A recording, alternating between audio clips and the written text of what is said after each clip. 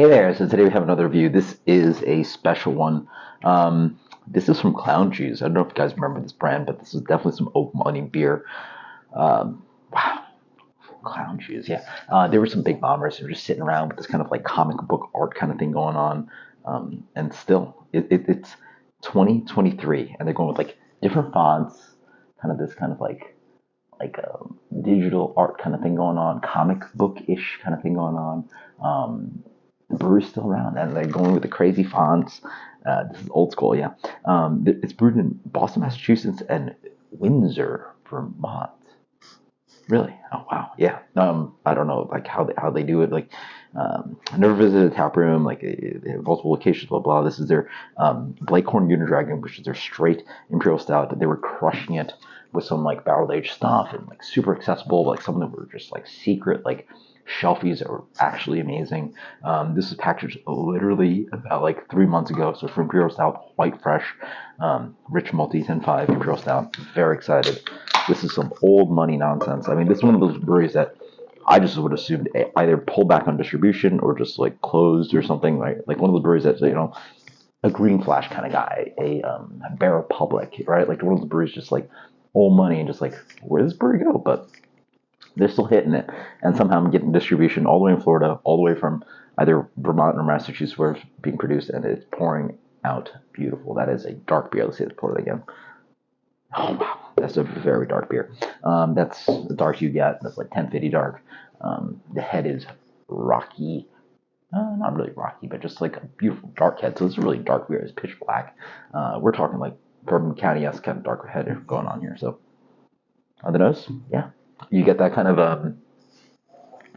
what do I call it, like grape must. Like there's just that like Imperial Stout dark fruitiness that comes in that is really rich. It's like plus on top of the dark chocolate, roasted coffee, espresso, like a little bit of that kind of just like it's almost like uh, not grape flavored syrup, but almost like grape gummies. I always get that, but it smells pretty proper. Those really dark chocolate notes, not overly acrid or overly bitter, roasty kind of thing going on, or not overly hoppy either. A little bit of hoppiness. I definitely get like a bit of that green pine sitting around there. It reminds you a little bit of Old Rasputin. But cheers. You got a mouthfeel on this boy. Oh yeah. Okay. So this is definitely a little less bitter than expected. Definitely reminds me a little bit of Old Rasputin. Oh man, big, just lingering chocolate. Um, I'm glad I picked this one up. That is a flashback, and oh man, it just reminds you that like it reminds me specifically, Imperial Stout, like just straight up Imperial Stout, non-barrel aged, nothing. It's one of my favorite styles of all time. The impact of lingering flavor here is just so long. The first initial, like literally, I've taken one sip or one gulp, I guess. The first initial attack reminds you of Continental. So Continental, I mean Europe. Just like the Europeans make like stouts that are just a little bit different. They're not as ashy, and they're definitely not as ashy, as intense as Americans. They're definitely not as hoppy, and then they're just a little bit like how do I describe it? A little bit drier, right? So I get that continental European kind of like old school, kind of like roasty, but not pushing it. But then you get a little bit hoppy, then you get a little bit of espresso, and it massages into your palate, and it grows and grows, and it gets a little bit soily, and it gets a little bit base tone, a little bit brown, but not quite smoky and burnt, not quite acrid, but leaning towards it, almost there, pretty much there on the back end, a little bit acrid. Hoppiness is really nice and restrained. Get a really nice kind of, doesn't seem thin at all. Getting kind of medium plus the foam, medium plus mouthfeel, not quite full. Decently dry for a big beer. Oh yeah. And the echoing, just like Now, as you wait more, it gets slightly accurate, a little bit smoky, right? Like there's obviously no smoke malt in here, but it leans that line where it's like slightly European. It's so old school. It's so old school. They don't make beers like this anymore. Oh, they do, but like, I guess this has to be like Narwhal or Rasputin. Unfortunately, they discontinued Founders Imperial. Like, I don't know if it's still around, but like they definitely don't sound it down here. And that was literally my favorite one. Oh man, it's just the age of just like the Imperial Stout. Like, thankfully they're still around. Or Rasputin on Narwhal still crush. 1050 doesn't come to my market, but that's still a crusher.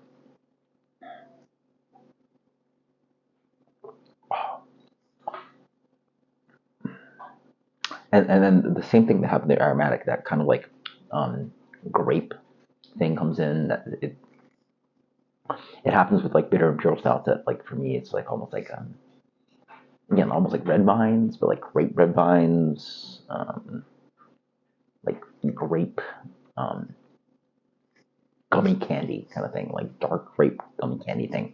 There's an extra flavor in there on top of getting that roast espresso, chocolate, dark chocolate, mocha, blah blah. Mm, yeah, that's just a really well executed imperial stout. Maybe not the best ever.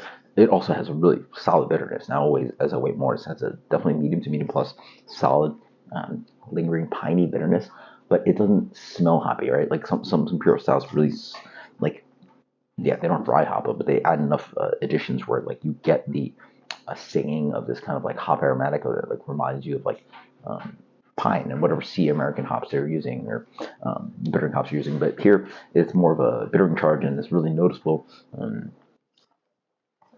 But it's just, yeah, really wonderful complexity.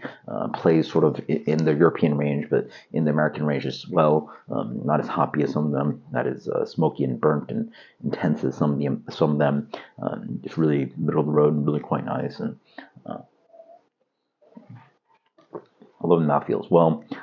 This stacks up just as great as any of your old Rasputins or Narwhals, which were my favorite in the early days, but really great, grown to love them because I guess my palate's evolved. Maybe the introduction of those beers, or maybe those recipes have gotten better, or the quality of those beers has got better, but also just the lack of other imperial stouts maybe has like tricked me to like enjoy those and like thrive more for them and desire them more. So this is a solid imperial stout. This is one of my favorite stouts of all time, and this is just a fantastic example.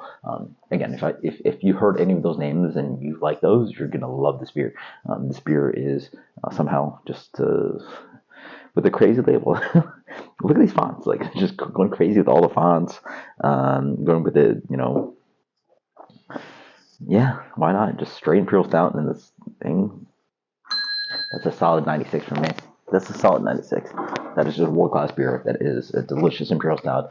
There's no frills here. There's no adjuncts. There's no additional super sweetness. There's no barrel aging here. This is just a American imperial stout that actually doesn't go too hard in the quote unquote American part. It's just very, very incredibly tasty stuff. So solid 96 for me. That is Blaecorn Unidragon. So good. Check it out. All money.